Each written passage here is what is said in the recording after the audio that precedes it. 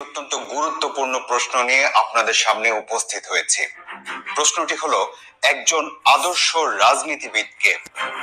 আমরা যখন রাজনীতিবিদ শব্দটি শুনি তখন আমাদের কল্পনায় নানা ধরনের মানুষ উঠে আসে। কেউ শক্তিশালী, কেউ বিত্তবান, কেউ জনসাধারণের মধ্যে জনপ্রিয়, আবার কেউ ক্ষমতার শীর্ষে। কিন্তু একজন আদর্শ রাজনীতিবিদের সংজ্ঞা কি কেবল এতটুকুই? তাহলে কোন কোন গুণাবলীতে কোনো একজন ব্যক্তি আদর্শ রাজনীতিবিদ হতে পারে? আপনি হয়তো ভাবেন একজন আদর্শ রাজনীতিবিদ হলেন সেই ব্যক্তি যিনি নিজের স্বার্থের চেয়ে দেশ ও জনগণের স্বার্থকে অগ্রাধিকার দেন। তিনি নীতি ও নৈতিকতার পথ অনুসরণ করেন, দুর্নীতিকে ঘৃণা করেন এবং কখনোই নিজের জন্য রাষ্ট্রীয় সুযোগ সুবিধার অপব্যবহার করেন না।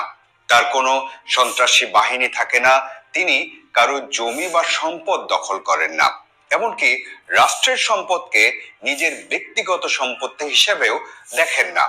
এমন সব গুণাবলী থাকলেই হয়তো তিনি আপনার মনের মতো বা আদর্শ রাজনীতিবিদ।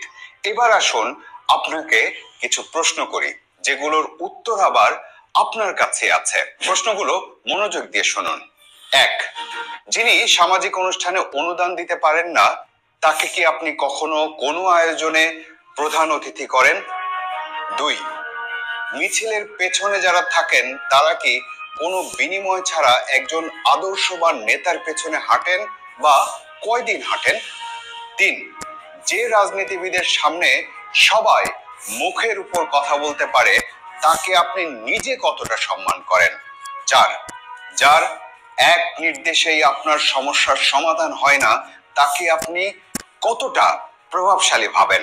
5, যার দামি গাড়ি নেই, আলিশান বাড়ি নেই, তাকে কি আপনি নেতা হিসেবে মেনে নেন? এখন যদি এসব প্রশ্নের উত্তর হয় না, তাহলে আমাদের ভাব